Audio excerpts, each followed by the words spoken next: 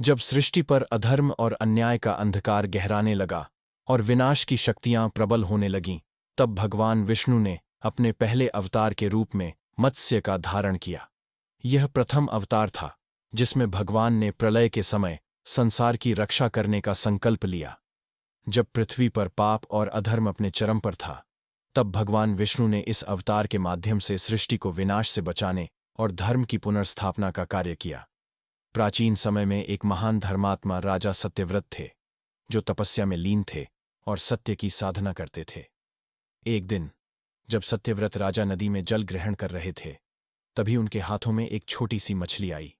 उस मछली की चमक अलौकिक थी, मानो किसी दिव्य शक्ति का संकेत हो। राजा ने उसे वापस जल में डालना चाहा, परंतु मछली ने कहा, हे राजन, मुझे नदी में मत डालो, यहां बड़े जीव मुझे खा जाएंगे, मेरी रक्षा करो। राजा सत्यव्रत ने करुणा से उस मछली को अपने कमंडल में रखा, परंतु अगली ही सुबह वह मछली इतनी बड़ी हो गई कि कमंडल में नहीं समा सकी।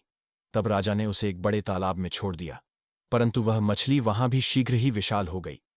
राजा ने उसे समुद्र में छोड़ने का विचार किया, परंतु जैसे ही उसे समुद्र में डाला, वह मछली विराट रूप में प्रकट हो गई। उस मछली ने कहा, हे सत्यव्रत, मैं भगवान विष्णु हूं।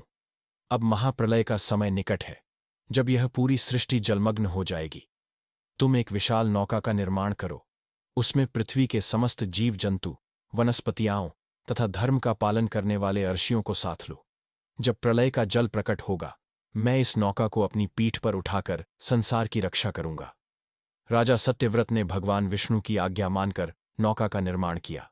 जब आकाश काले बादलों से ढक गया और पृथ्वी पर प्रलय का जल उमड़ पड़ा, तब भगवान विष्णु ने अपने मत्स्य अवतार में प्रकट होकर उस विशाल नौका को अपनी पीठ पर धारण किया। विराट मत्स्य रूपी भगवान विष्णु ने समुद्र की असीम गहराइयों में नौका को लेकर प्रवेश किया और संसार को विनाश से सुरक्षित रखा।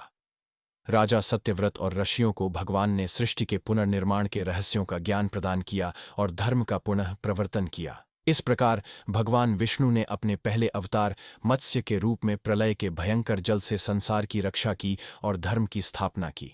अगली कथा में जानेंगे जब भगवान विष्णु ने कूर्म अवतार धारण कर देवताओं की सहायता कैसे की। तो बने रहिए हमारे साथ और देखिए अगली कथा में कूर्म अवतार की अद्भुत और प्रेरणादायक गाथा।